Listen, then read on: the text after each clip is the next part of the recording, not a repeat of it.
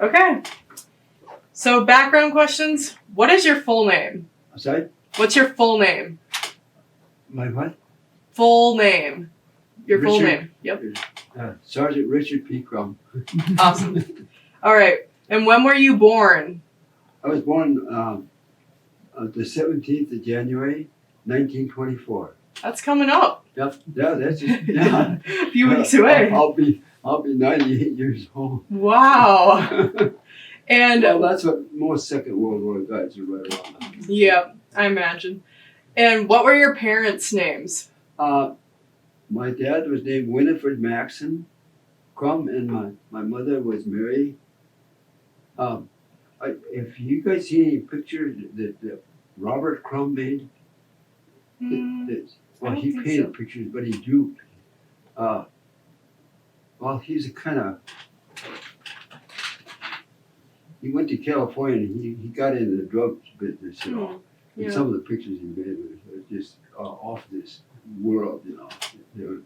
But first he worked for Hallmark, but then he kind of went through this drug business. And then, like he painted pictures for New York Times, you know, and stuff. He's famous, but he's a very good artist now. And of course, he's more serious because he's grown up a little bit. Yeah. Funny. It helps us all, you know, to grow. Right. Yeah. I need more help, I think, than some other people. And were your parents farmers? Yep. Yeah. They were on this farm. Yeah. My grandparents were on this farm. Mm-hmm. So we've been, the Crumbs have been on this farm for over 100 years, about 150 years actually. So you grew up here? Yep. On the farm. And what did you do growing up here? Well, when I was growing up, we farmed with horses. Yeah, like my Grandpa Louie. Actually, you see at that time. So everything would move kind of slow. And of course, there's no electricity. And I think it wasn't, you know, in the fall and in summer it wasn't so bad, but the winters were just, they were really bad. One of the things that I remember, that they were having a dance, and I don't know what the dance was about, but I was probably 4 years old, but there was we slept upstairs as kids, of course, and they had a dance, and it was one of the neighbors, his name was Art Ayers, he used to live over here. He played the fiddle, and they were dancing in the kitchen out. And that, you know, and that was unbelievable. Well, you didn't go any place hardly with horses, you know, for dances. It was usually one of the neighbors had cards or dances or something. Yeah. Were you and my Grandpa Louie friends? I'm sorry? Grandpa Louis Mortensen? Do you know him? I'm sorry? Louis Mortensen? Mortensen? Lewis's? Yep. Louis Mortensen? Were you friends? Yeah. We hauled tile from Otana for your grandfather over there. Yep. He tiled out that 80. Yep. I wasn't very old, but I think we had an old 37 Ford truck. We hauled the tile. And then, of course, I didn't know your father as much as I did because he was quite a bit younger. Yep. But Bronco I knew. I think. Yeah. Bronco. Yeah. She was. I think he courted my daughter for a little while, Lisa. Oh, funny. And then Lisa, she lives in Australia. She works for the Australian government. She met an Australian up here. I think he was an engineer, and she married him. And then they moved back home. That was his home, in Australia. His name was Buckleton. He's the British, you know. Yeah, that's funny. Yeah. And those plow horses you were talking about, did you train them yourself? Okay. To plow fields, the horses, did you train them? No, I wasn't. I didn't train the horses. They were all cavalry horses. But at home here, we had one old Bronco. Cap was his name, and we worked this big farm across the road. And at that time, there wasn't much tiling done, so there was a lot of sloughs, and so we herded a big herd of sheep with the horse. And then I think old. He was a Bronco. And you get on him, and then he'd buck. If you could stay on Yeah. him, you could ride him. Otherwise, somebody else would drive him. Yikes. That's the most of the experience I had with horses at home, riding them. Mm-hmm. But like when we got to this hospital in Stuttgart, they didn't need me as a surgeon anymore, so they put me in charge of these 30 cavalry horses. Mhm. And this was just for the recreation of the doctors, and there was a lot of nurses there. It was a huge hospital. Yeah. It was a German hospital, and in this big city, that hospital was kind of, well, it wasn't right in the center, but it was pretty close. That was the only thing that the city wasn't hit. Our bombers never hit that hospital. Wow. Which is very unusual because the British bombed at night, Mhm. and they'd bomb by just they knew where the city was, of course, with their compasses and stuff. And the Americans would come in the daytime and try to bomb the targets. But I think the way it lasted, the way it was, the British, the Germans had bombed Britain so hard, so much, and so hard. Mhm. They were going to land in Britain, so they wanted to just crush all of the borders along the ocean. Right. And then, of course, when the British got back at them, they did the same thing. Hmm. They thought if they bombed Germany enough, the Germans would give up, but they wouldn't give up. They wouldn't. Once, yeah, we were going into France too, and we were on this train, and about 2:00 in the morning, the train stopped, and I was probably the 8th guy. There's 40 of us in each boxcar, and there wasn't room to lay down. You had to stand up all the time, and that got really pretty hard. But I was the 8th guy out of the car, and I hit the ground, and a machine gun fire started. Oh.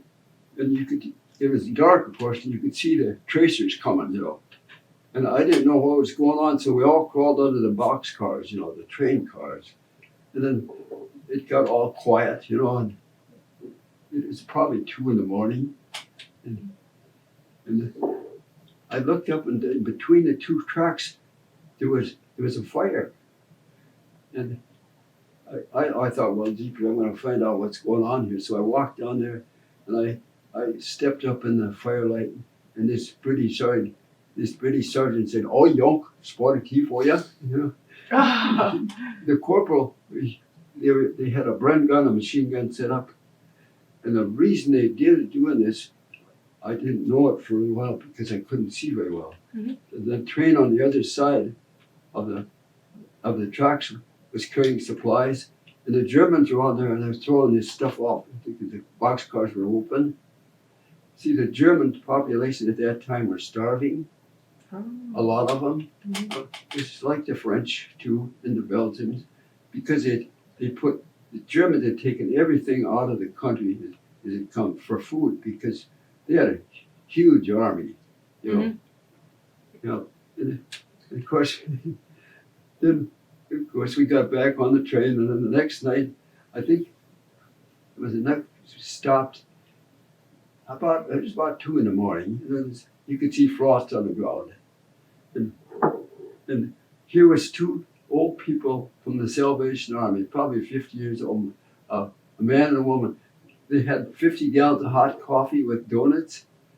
And, of course, there was quite a few. I think there was 1,500 of us, so that was gone pretty quick. Yeah. And the next night we went across into Belgium, and I think they had Eddie Fisher and Francis Langford was singing for us and played. I don't remember them.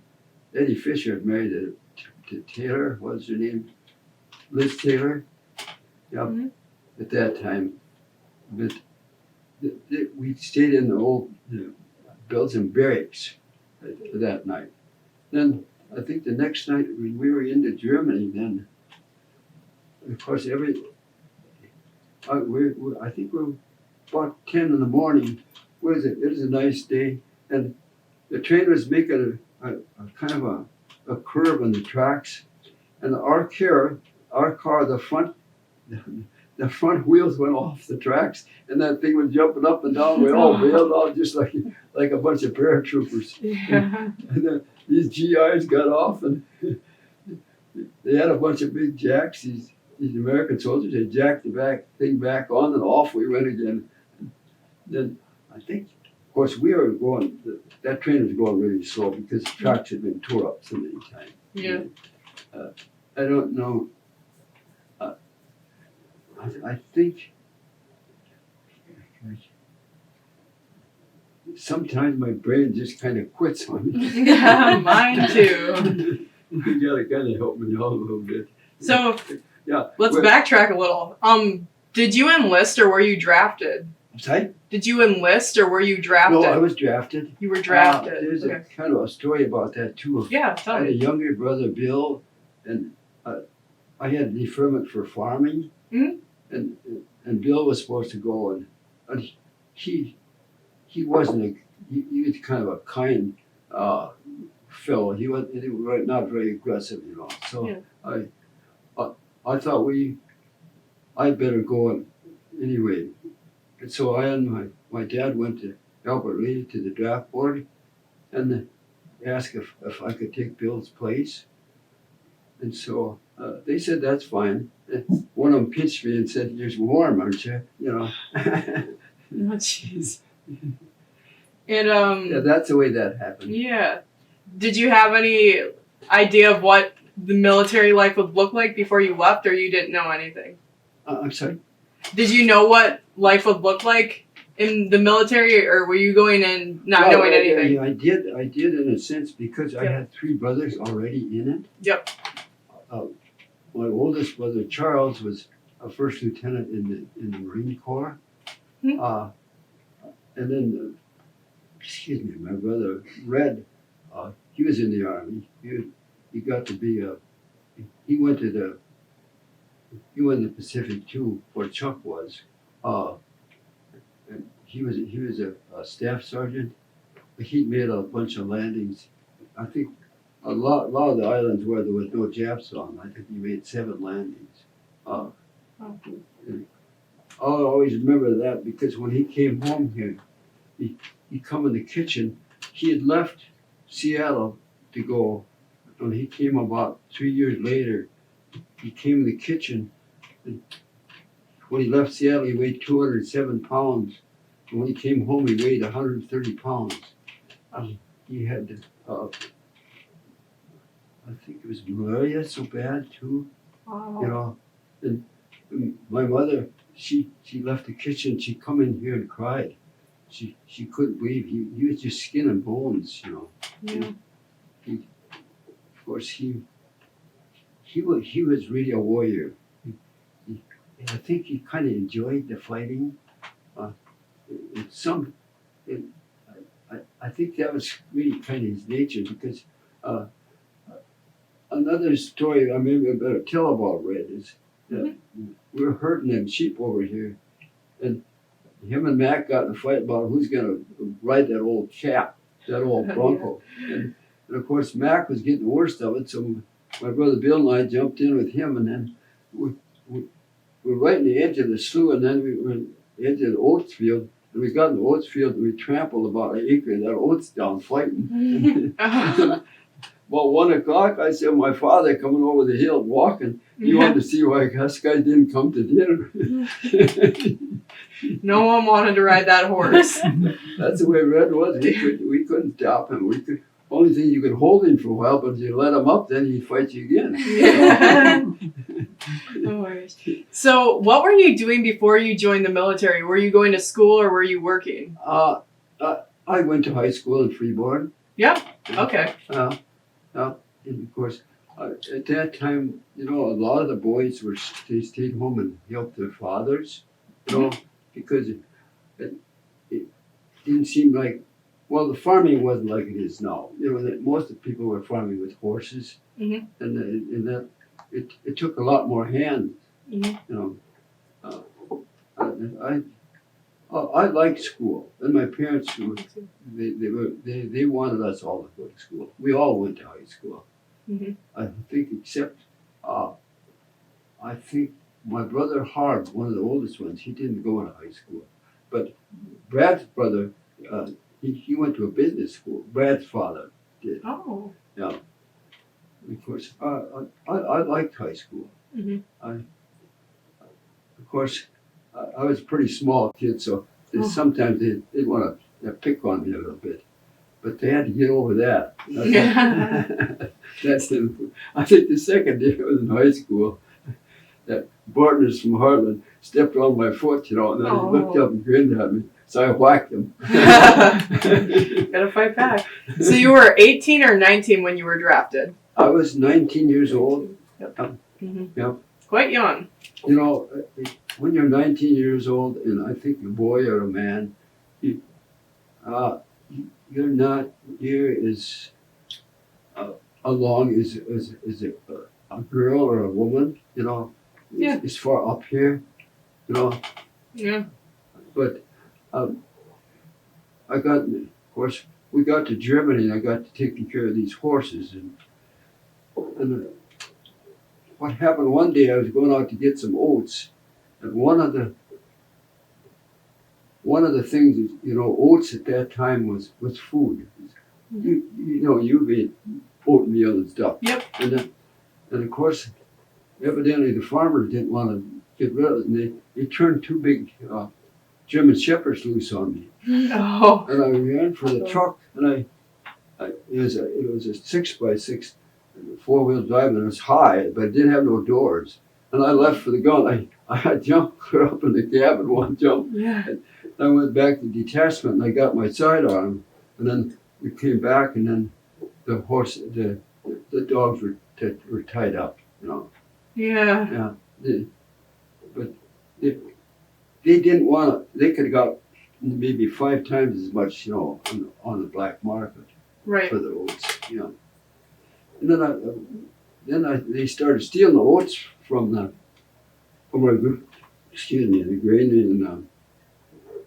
in the stable, and so I was supposed to be in charge of there. So I asked this Walter if he knew who was stealing the oats, and he said, well, there's a bunch of no goods. He said down in the city. He said they live in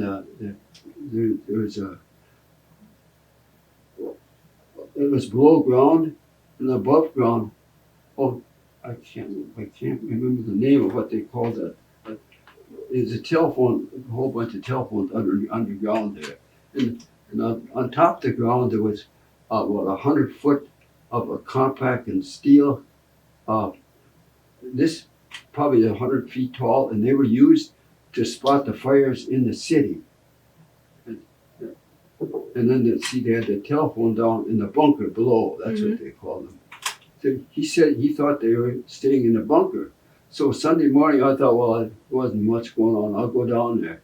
I had a battle off steep, so I drove down there, and they had a big wide steps going down in there, and I don't know if they had a small generator, but there was a little light down there. The bulb looked about half lit, you know, and I see there was 3 guys sitting there, and I couldn't figure out if they'd never moved. And I looked around, and the whole place was full of weapons. There was 20mm cannons. There's stacks of Mauser rifles. There was one of the things I remember to this day. There was a whole bunch of bayonets laying on the floor, and they were serrated on the top of the bayonet. So if they went into your body, they'd rip you, you know. Yeah. And of course, this all happened so fast. I thought I better get the hell out of there. Yeah. I started for the door, and I pulled out my 45, and there was a box of grenades sitting beside the steps. I grabbed one of them, and I thought, I'll run, and if anything moves, I'll drop this grenade, see. But they didn't. I think Saturday night they'd just been on such a party, they didn't know pretty. I think you're just. They were having an awful time getting over the drunk. Yeah. That's the way That's it a looked to crazy me. story. I just took my Jeep and I run down. There was some military police, but 10 blocks away. Mm-hmm. And I went down there and told them, and then they got the engineers and they cut the receivers out of all these rifles. Mm-hmm. And one of the other things I remember that in these piles of bayonets, there was some of these old medieval swords with two hands, hand. Mm-hmm. I should have went back there and got some of them. That would have been Well, cool but to see, see. this I like is that a one. German dress sword, This one here. and that's a SS. That's a graduation present. Oh. That was when they graduated. It's a two-edged sword. And then you get this when you graduate. What does this say?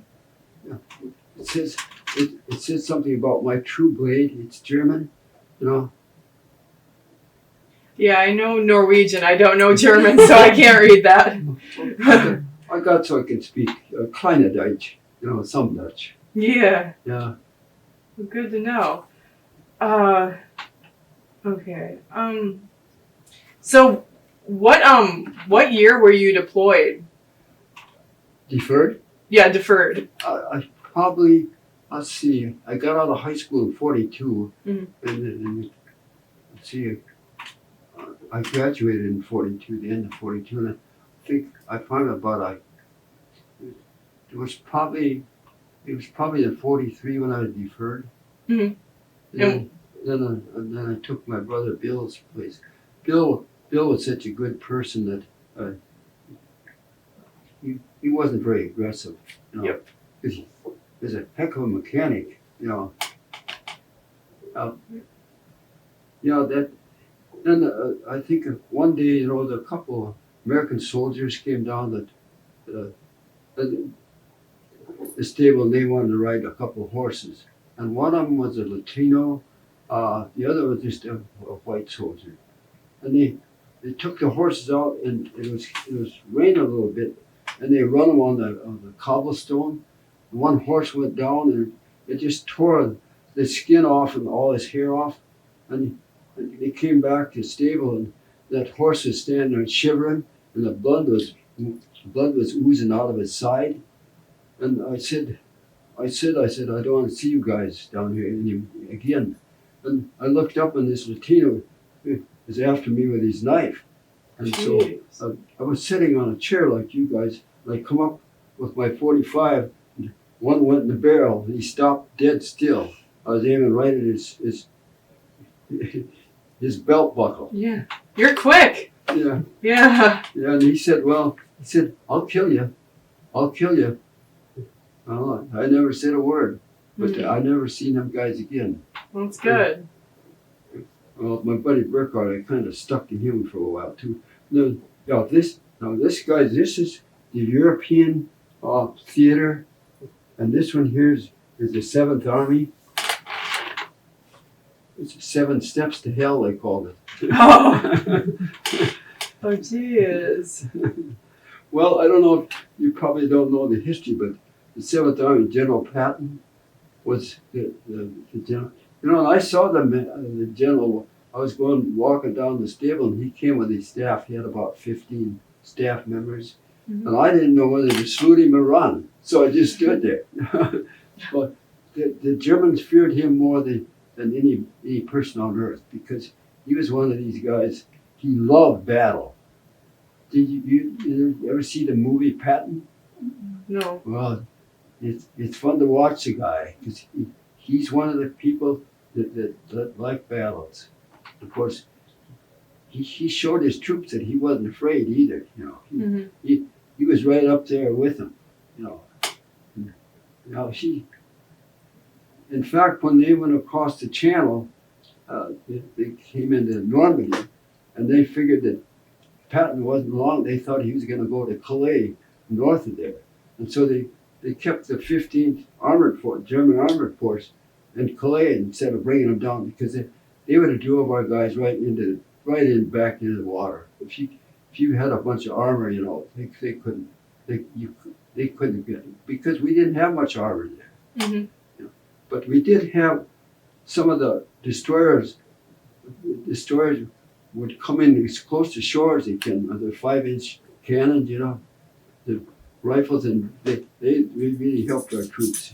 They just tore everything up in the beach. Before it got and like Omaha Beach where the Americans landed. That was a terrible thing. Did you ever see Saving Private Ryan? Yeah. You know how the beach looked. Mm. Yeah, that was one of the better movies about the war. It's more real. The other one that probably is about some armored guys. Fury. That's another one that's and of course that has a lot of the ground pounders in the infantry too. Mhm. Then we're supposed to exercise these horses, so we go out to a little village and then we taste the wine for a couple of hours, and then we'd go back. But I think it's 4th of July. We invited the French cavalry to come. Well, I went over in the French zone. They had the British zone, the French, and the Russians and the American zones, and the chaplain went along with it. And they would come, but we had to have some officers in our team. We had a team of 8.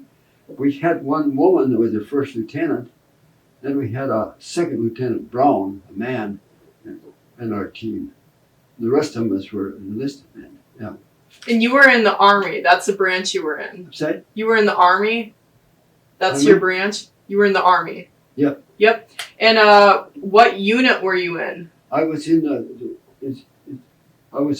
That's your Army. unit? Yeah. Yep. Okay. Yeah. And V-Day? Do you have any memories of V-Day? What you were doing? I can't remember where. I should remember where I am, but I'm a little slow up here now. I gotta apologize. When you get older, you just gradually lose it. Not only the brain, but physically. Because when I got out of basic training, infantry weighed 167 pounds. Wow. Now I weigh 140. Yeah. No, you just lose it. And that's the way it is. And I think the memory is the worst, because I know people, I can see you girls and I'll remember your faces, but I can't remember. And what is your name? Marissa, and this is Sadie. You met her before. Uh-huh. Yep. Beautiful names. They're all right. Well, how about I ask you then, what is your most memorable experience about being in the war? That's a good question. I think the best memory I have is when Lieutenant come down the stable and said, "You're going home, Crumb." I think my estimation, almost everybody, I wouldn't say everybody, they wanted to go home. Mm-hmm. And I also was in charge of 167 tech sergeants because I was a buck. The tech sergeants had a T here, and this is a line sergeant, like from the infantry. Mm-hmm. And we were going home, of course, and the train didn't have any windows. The windows had been broke out of it. And there was some of these jokers that all they had in their bag was booze. And we got I think to Frankfurt. And Frankfurt's right in the middle of Germany. The two guys got to fighting, and I put all their records down on the seat in the train, and I forgot it. And I got Burkhardt to help me. We got the two guys to stop fighting, and we took part of their booze and put it in our barracks bag. And then, of course, the MPs came through and they found the records, and they took them to the train commander in Frankfurt. And of course, I was really concerned over that, so I went to the train commander. He said, Crumb, if we wouldn't have found those, the rest of these guys are going home. They couldn't go home. They got their orders, you know. So they'd have probably really give you a walking over, you know. But I think we came. See, it was on the coast, the North Sea. It's in Germany. From Stuttgart, it's clear across Germany. And I see the American flag on the pole. It's about a 50-foot high and a big flag. And I thought to myself, I didn't say anything of this. I got my job done for Uncle Sam now. Now I can go home.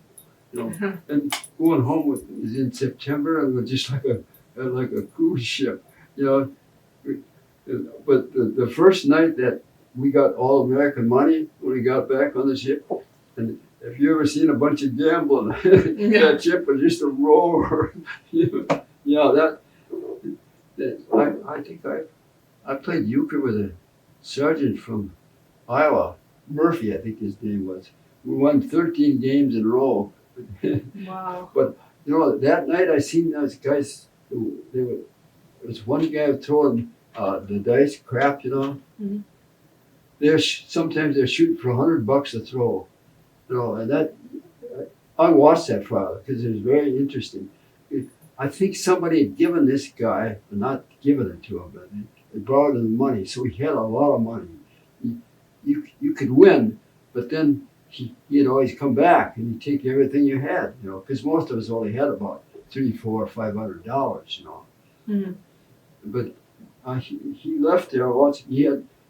His shirt open. He had that full of money. He had his pockets full of money. Of course, he was sleeping in the bunks, and somebody stole almost all the money he had that night when he went to sleep. Yeah. Yeah. But the weather in September was so nice in the ocean, you know. You could watch we seen the whales and what do you call those fish that swim ahead of boats? Dolphins? Yep. Oh, that's cool. Yep. It was just like I'd sleep out on the deck, you know. It wasn't like going over there in that storm, I'll tell you. That was a different story altogether. And do you have a sad experience about the war that you'd be okay sharing? I'm sorry? A sad experience about the war? Fast. Sad? Oh, what'd you say? Sad. Sad. Oh. Sad. Sad experience? Unhappy experience about the war? Something that made you upset? Fast. I'm upset? Okay. Sad experience? What? Upsetting experience about the war? Do you have one? I'm sorry. I have a what? I'm sorry. It's okay. I'll go to a different question. Is there anything you regret about the war? Being in the war? Anything I regret? Mm-hmm. Yeah. Well,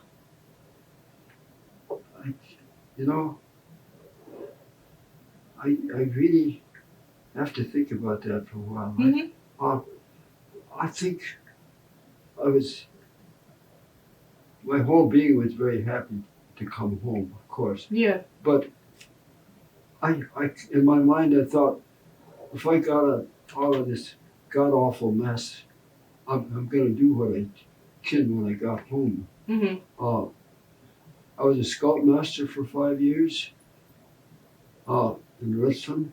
I started out with, I think, 8 boys, and when I quit, there was 50.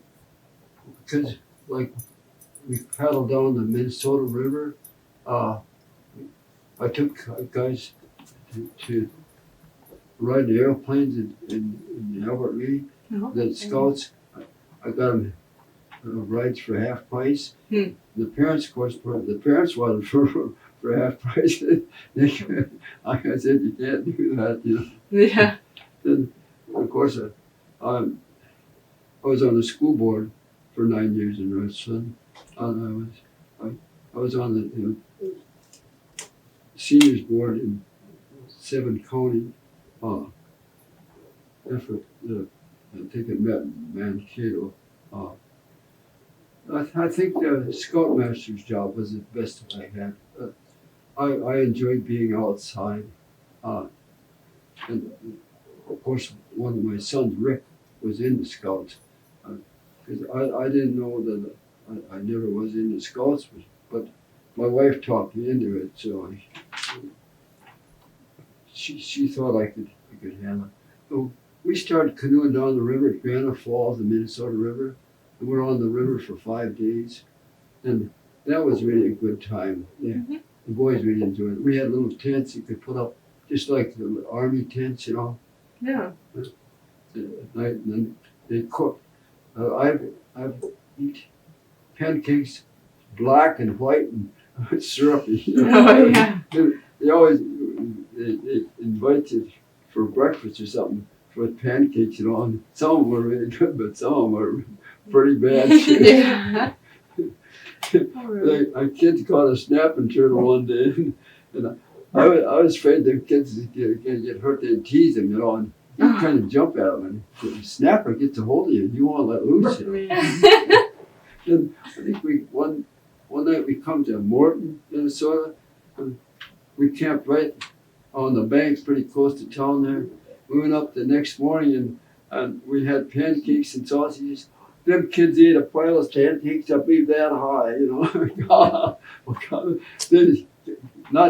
They didn't want their own cooking anymore. Yeah. Will you describe a few of these photos for me so I can get the description on the video? Sorry? A few of these photos, will you describe them to me? This Yeah. photo right here? Yeah. Okay, so what are you doing in this photo? Now, isn't that a beautiful horse? That's a very beautiful horse, yeah. Yeah. You're not bad yourself. Yeah. Well, he wasn't awfully big, you know, he wasn't, but he had a big heart. He'd run, you know, we'd run them horses back after we got wine, you know. Mm-hmm. And that horse he beat all the rest in the stable. And it wasn't because he was the biggest horse, but he had a big heart. Mm-hmm. We had a riding master there, of course, and he couldn't believe it because this big that's Burkhardt. That horse there, I see some of the jumps. I think there was 15 jumps. Mm-hmm. It's something like the well, what did they just have here not too long ago? Was it the Olympics? You know, when they're jumping these horses. You know, and you could see it. There's 15 jumps in the course. You had a certain route you had to follow, and this on one of the I think there was a brick wall. And that horse come up there about 30 miles an hour and stopped. And I was going over his head and I grabbed his mane as I went. Otherwise, I'd have went in the jump. Then there'd have been some broken bones, you know. I'm sure.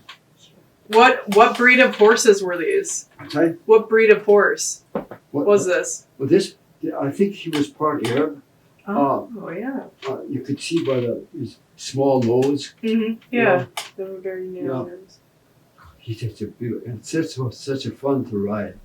I even rode him at night sometimes, but I got over that because we were in the Braven Alps and there was a big hill right outside of the city. I rode him up there one night and I just wanted to do something. Sometimes you get awful boring because there's nothing to do. And I heard there was a row of trees behind me, and I was sitting on the horse and I heard something behind me. And you should never go alone in a country like that, you know. Mm-hmm. But I whirled around with the horse and I run right over 2 guys. They're going to take me, you know. Yeah. And I never went back there again. But, there was big hills kind of surrounded the city, and there was still some machine guns and stuff that were buried in the ground. If you went over the city where they had battled for the city, and part of the was the French. They had these black guys from Africa, Moroccans. fighting with them. They had French white officers, but they were black. They'd go right in German houses and take your watches or anything that is loose. Mhm. Mhm. And who's in this photo with you? That Burkhardt, Burkhart? Yep. And where are you guys at in this photo? yeah, Burkhardt is from Ohio, Yep. Dayton. He worked in the hospital. Mhm. He worked in the venereal disease part. Mhm. I went down to see him a couple of times. Is that the hospital in the background? Yep. Yep. It was That's a cool a photo. huge hospital. Mhm. He even had underground operating rooms. So if the bombers got to, but the hospital itself was never hurt anymore. That is very Yeah, cool. Burkhardt was. He got home. He didn't live very long. He had 2 children when he came up here with his wife, but he died of a heart attack. And I was in California at the time, and I didn't get to go to his funeral. But Bonhoff, my other friend, he died in North Dakota. I went to his funeral and presented his wife with the flag. Oh, that's nice. Because I've been to an awful lot of funerals, probably 500. I was a sergeant at arms for the Legion. Well, thank you for doing this interview. I think I learned a lot. Well, I hope you have a good enough story. Oh, I do. I know I do. I like these photos. I'm sorry, I can't hear something. That's about that. But well, that's nature. I'm glad that I've had the life I've had. Because I'm sure I didn't expect to live as long as I have, but that.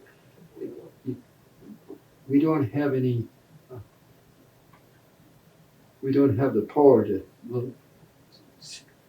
how long you're going to be. Somebody else has got that power, Mm-hmm. I believe it. And I want to thank you two girls, for coming. And I hope you got enough. Say, I want you to take that discharge paper too, so you have it. I have some more of those. Oh, okay. Yeah, sure. Copies, Mhm. Because when you pass away, see the veteran service gives you a plaque, Mhm. to put on your graveyard too, and then they give you so much money for the burial. And do you mind if I get a picture quick? You can sit however you want. You don't even have to look at the camera. God, you want to turn the light on there?